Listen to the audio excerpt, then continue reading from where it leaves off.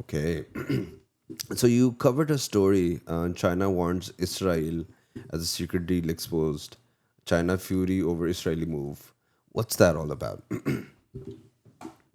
China was angry and formally issued a message through its embassy in Israel because China has relations with Israel. As a matter of fact, they have strategic infrastructure in Israel in terms of ports, for example, and as a matter of fact, they had the purchases of very strategic companies previously in Israel.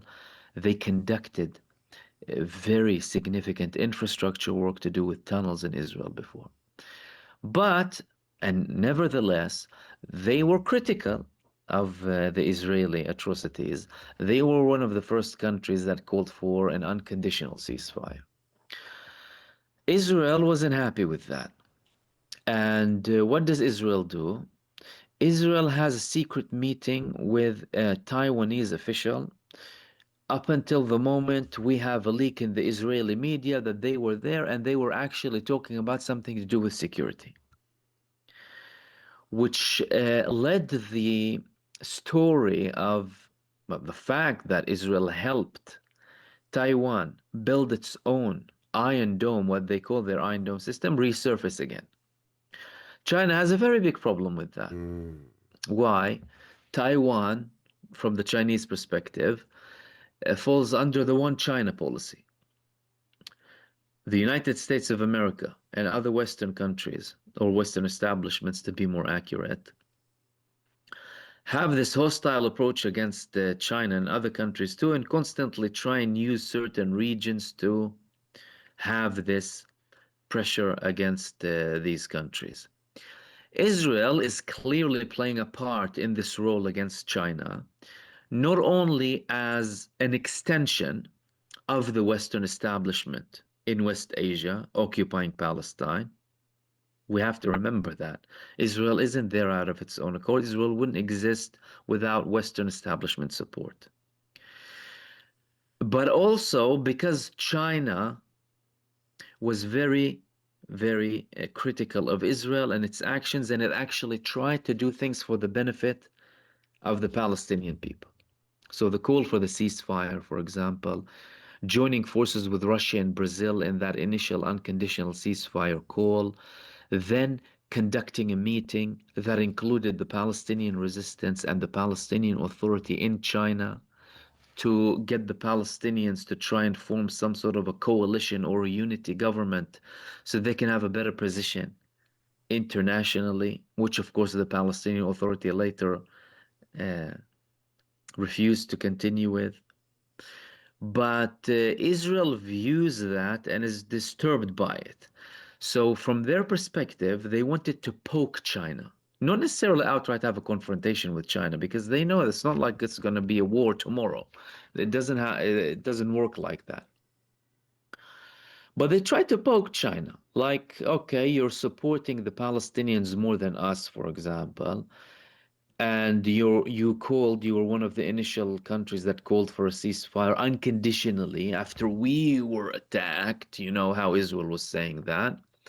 You're still criticizing our actions, and they also don't just look at the Chinese political moves. They see the Chinese military moves, whether declared or undeclared, whether it's the coordination they have with Iran and the support with Iran or Pakistan, the fact that China is the biggest oil consumer of Iran, which in effect drives the Iranian economy. They look at all of these things. They look at the Chinese media and how Israel is portrayed in the Chinese media. They look at the Chinese newspapers. The Israelis look at it from a general perspective. So it wasn't just the one thing that bothered them and that they went out on this move.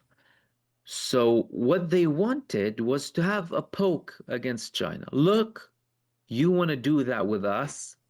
You want to still have these dealings with Iran, for example, that fuels this axis against us. You want to constantly and call us out and criticize us on the international scene. We can do this too with Taiwan with the assistance and help of the United States of America and other Western establishments who support the same position or have the same approach in relation to Taiwan. So there was definitely tension there, and there is still definitely tension that relates to this matter. And China has a lot of leverage to play with against Israel if Israel would continue with this stupidity. Because let's not forget that Israel is acting in an extremely arrogant and strategically stupid way all across the world. They already destroyed their image forever. They are creating more enemies than friends. In the United States, they are moving the entire population and even a movement that was considered to be a safe hub for them, the Republicans in the United States, against Israel. Not to say that all of them are, but of course, a large chunk of the crowds that support the conservative movement in the United States or the Republicans.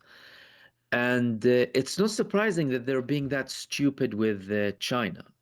However, should China want to start using any leverage against Israel, Israel will back down because China has a lot of leverage. China has leverage internally, like I said, inside of Israel. They control ports. They have infrastructure. They previously purchased companies in Israel. They can send more advanced technology to Iran. Israel knows that. So a lot of these things might happen without us knowing, by the way, because what we know is usually the tip of the iceberg. But what's for sure is Israel is extremely stupid to take that move against China. That led to a fierce response. And the fact that China had a fierce response, albeit diplomatic and verbal or written response, is significant on its own because the Chinese, they're not brash. They're not like all over the place or illogical or uh, very violent in their approach. They usually are very diplomatic. That they do more than they talk. Let's put it this way. So if China wants to do something, they will do it and no one will hear about it.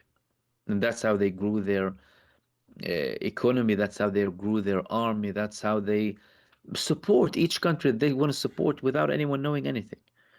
No one necessarily, people had to monitor the airplanes, the military planes going in from China to Iran during the 12-day war. People had to dig to find Chinese air defense missiles in Sinai all of a sudden in mid 2025. And by coincidence, they found out that, yeah, Egypt might have J-10Cs, for example. That's how they operate.